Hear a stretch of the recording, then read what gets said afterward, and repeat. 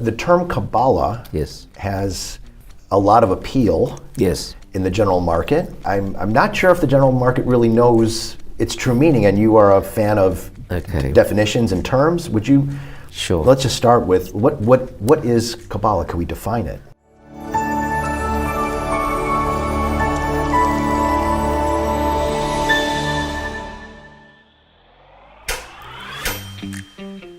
I'm David Kaplan.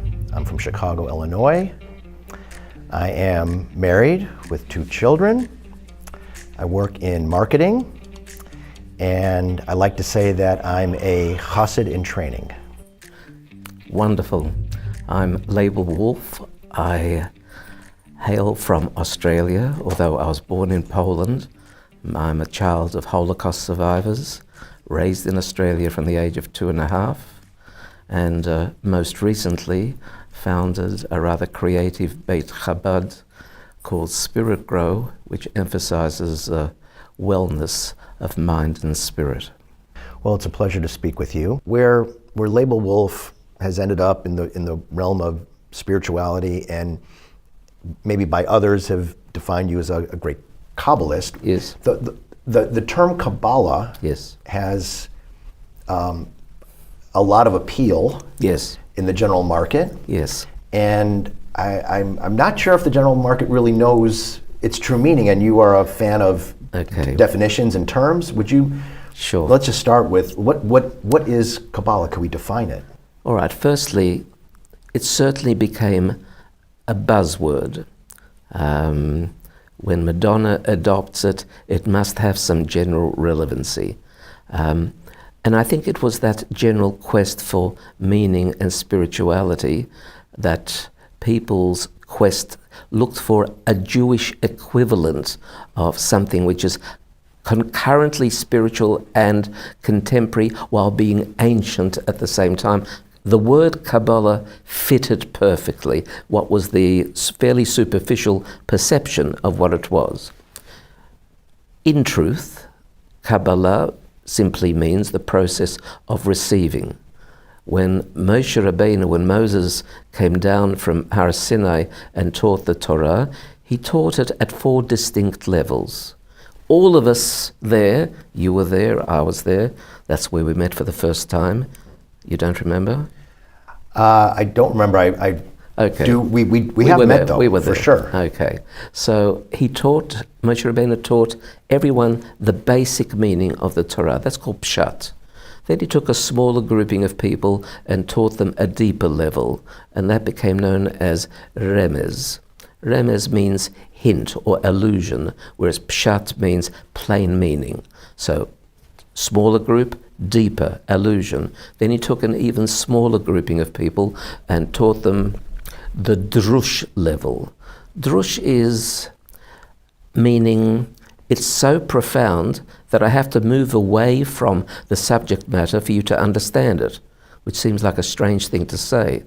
So I'll give you an example from Albert Einstein. A young man approaches Albert Einstein and says, "Teach me the theory of relativity." So Einstein asks him, "Have you studied any math?" "No." "Physics?" "No." So Einstein says, "No problem, I'll teach it to you." It goes like this. If you're sitting on a sofa with your girlfriend for 10 minutes, it'll feel like a mere 10 seconds. But if you're sitting on a very hot stove for 10 seconds, it'll feel like a full 10 minutes. He says, that's relativity. Okay? That's what drush is. Drush is to move away from the subject matter, use some analog, more truly analogy, metaphor, and then come back. That's why the midrashic literature is full of anecdotes and stories, quaint stories, which some people say, that's childlike. It's not childlike, it's a veneer for immense depth. And then finally, and now getting to your question, Moshe Rabbeinu taught the 4th level, which was known as sod. The word sod in Hebrew means secret. It's where reality is abstracted into forces and energetic correlations that lead to creation and speak in terms of the animation of the world and the like and the multi-worlds. All right, And that big tradition was passed on singularly from teacher to student. The student received the teaching. The Hebrew infinitive to receive, lekabel, the noun Kabbalah. So that's where the word originates from. But that became a subterranean, secretive tradition, for reasons which I'll share, until we find ourselves in the 3rd century. And in the 3rd century, it becomes codified in the person of Rabbi Shimon Bar Yochai. He codifies it, the first written down version. But it doesn't become published till another 900 to 1,000 years later by Moses de Leon. And he calls that work the Zohar.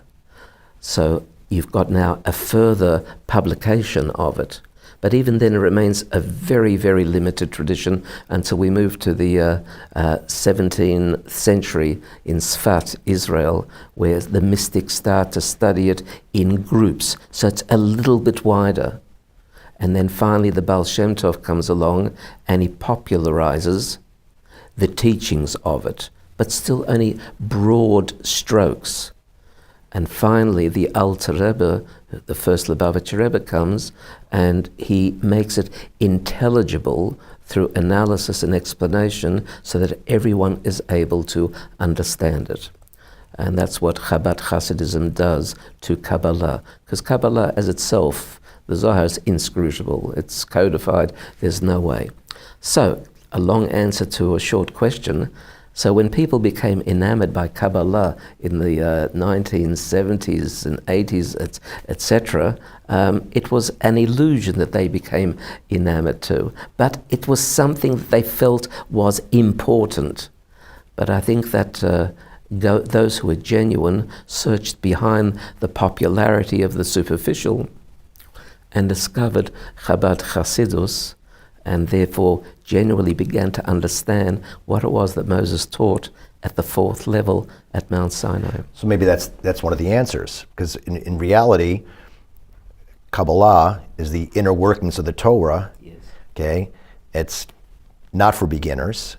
No. Though beginners or just people that are curious are searching for meaning, and they in their minds thought, well, this is a nice venue to capture that, but maybe the answer is, instead of grasping it at concepts that they don't really understand, you're in your last sentence, I think you said, hey, maybe come to the Chabad house where they teach, where they teach this as as part of holistic Jewish. Absolutely learnings. Correct. But as perhaps I would just place a different nuance on one of the things that you said when you said it's not for beginners. You see, it's important to meet people at the level they're at. Once upon a time, even a mere 100 years ago, it was a graduated evolution. You went to Cheder in the Shtetl in Poland or wherever you were, and you studied Aleph Beis, and you got to learn Chumash, etc. Then you progressed to Mishnah, and then when you progressed to Gemara, and then you progressed to the analytics of it, etc., etc. We're not in that world anymore. Not because we're not in the Shtetl, but we're a completely different world where the majority of Jewish people are disconnected from their Judaism. Now that's a phenomenon that's possibly unique in history. Now therefore quite a different strategic approach needs to be employed in the way that we connect and relate to Jewish people who are disconnected from the roots and may not even have interests as such. So when you say it's not for beginners, I find that we're talking today to a mature age audience whose intellectual prowess is developed, whose curiosity levels may be piqued, and therefore you have to speak in sophisticated terms. And therefore I find no problems starting with the depth of Judaism, which is teasingly attractive, to speak especially today in a world that tends to wish to be spiritual, although the word spiritual today with small s means so many things, you know, ecological concern, environmental concern, non-animal testing, meditation, mindfulness, you name it. This is all under small s, spirituality, but it does include spirituality as well. And therefore, start where they're interested and work your way back to the Aleph base. So it's the exact reverse process of what perhaps traditionally has always been Jewish education. So I think it is for the beginners in this day and age. I'm going to validate that. I'm going to validate it and support it. You've influenced me. You won me over because what I see with my friends and colleagues, who a lot of them have been disconnected with Judaism and maybe still some are, is they have a deep interest in the spiritual side. You know, who am I? Why am I here? What's the purpose of life? Is there a God? Sure. Why do bad things happen to good people? Yeah. And they're less interested in the basics. Yeah. When do I stand up? When do I sit down in shul? So I guess it's more of a comment than a question. I guess I want to validate and endorse what you're saying, and that's been my experience. That's been my experience with my colleagues in the, I call them beginners, that's probably not a fair term, just those who are curious. Those who are curious and aren't as observant as others. I think that one of the things that I have to be careful of is not to emulate the wider community sense of spiritual interest, meaning many spiritual teachers and many traditions remain at the airy-fairy spiritual level, whereas Jewish spirituality tries to bring you back to earth. And by that I mean is, yeah, you can fascinate people with the acrobatics of spirituality and Kabbalah and things like that, but you have to also allow that to reach the ordinary, everyday, mundane level of the world, and to be able to lift that to a point of interest that it too is spiritual. Like, for example, I'm writing a book right now which is basically 24 hours in the life of a spiritual Jew. I want to demonstrate that waking up is a spiritual experience, washing is a spiritual experience, dressing is a spiritual experience, eating, etc. And I take the reader back to all those. And yes, I do endorse the high level abstract spirituality, but I want to relate it to the ordinary. Why do you move your hands in this way? Why do you do things in right and left and up and down? And why do you have layers of clothing and what, etc., etc., all of it? And it's meaningful. Right. Why do we put on our right shoe first? Right shoe first and tie the left shoelace first. Yes, yeah. Which many people will laugh at, and yet it's got very profound spiritual implications. Right, which I'm just learning, but I knew there's Judaism has a position on everything, down to how you should put your shoes on. But to interrupt you, it has to. Why? Because everything has been created, and therefore there's an animating force for everything in existence, which is another way of saying that everything is meaningful, and therefore if we can, as a human analog, align to the meaningfulness of creation, then we're actually emulating the creative force. Everything has meaning. Every person that we meet has meaning. Every action, every experience, down to putting on your shoes. Exactly. Okay, awesome. So I want to tap into something you said just a little bit earlier about something that you do in your lectures, which is to you take concepts, which I would call complex concepts, and make it understandable to the everyman. And I want to ask you a specific question next about venting. Yes. So I think you have a powerful message to share there. Yes. But I do want to ask you first, what is the primary message you seek to convey in maybe your lectures as a whole, or maybe even just the individual lectures, like on mindfulness or anger? It's not an easy question to answer. I think it's probably integration, unification, that no matter what the lecture is, what the subject matter is, it's somewhere on the circumference where all radii point to a common center. In other words, I may be speaking about meditation and mindfulness, and people expect me therefore to be able to teach techniques of meditation, but I will ask them, why meditate? What's it? Just because everyone's saying, oh, you have to meditate, but why? It's just another technology of human endeavor. If it doesn't have a goal, if it doesn't have a purpose, if it isn't part of your total mission, why do it? It isn't an end in its own right. It's only a pathway to something more. So meditate, you have a goal. For example, Hisbonenus is a very traditional form of Chabad Hasidic meditation. What is it? It's to take a wisdom teaching and integrate it with yourself so you become a living exposition of that teaching. So that day, that wisdom teaching becomes practiced. That's one format of meditation. Another format of meditation is a more common one, and that is health of the body. The body is the vehicle for the expression, it's the technology for the expression of the energy of the soul. If the body's not intact, then the neshama can't express optimally.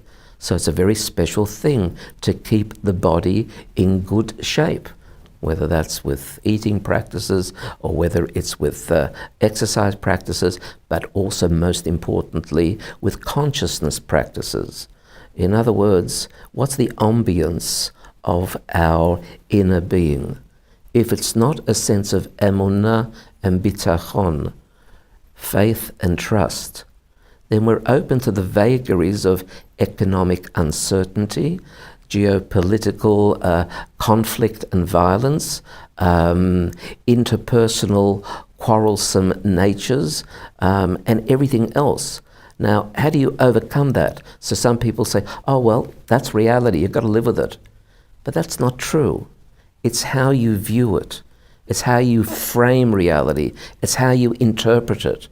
And if you can interpret it positively rather than negatively, it makes a huge difference, not just in your quality of life, but the health of your body. Because as we know full well, our mindset is translated down to the cellular level of the body, to the chemistry of the body. And even things as vague as feeling confident in the presence of one's therapist already is a healing process for yourself as a patient or as a client. So all these things are so terribly important in context of what it is that we're able to seek. So coming back to your question, which was quite different, like I speak about different subjects and what would be the primary mission or message that I want to give, is that everything is interrelated and everything's part of what we call achdus, echad, oneness, and therefore everything that happens to us in life is related appropriately to every circumstance that we happen to be living in the world at that moment. Feel comfortable. You're part of the plan, but we're also the wild card of creation because we have free choice. And that's another subject. Choose wisely. Sure. The oneness, right? That, yeah. If you had asked me what's the comprehensive message, it would, and that bitachon, yes, and emunah, that there is only good. There is only good. Ultimately, there's ultimately, only good. Even though sometimes it's difficult. Painful. Yes. And as you stated in your lecture, if bad things are, tragic things are occurring, we should not accept them. We should be sad and cry on the shoulders of those who are suffering. We should, but at the same time have an underlying sense of reality. There's somehow or other a redeeming virtue which we cannot see, we cannot understand, but having that as a residual in the back of our mind and believing it completely reframes the circumstances. Indeed.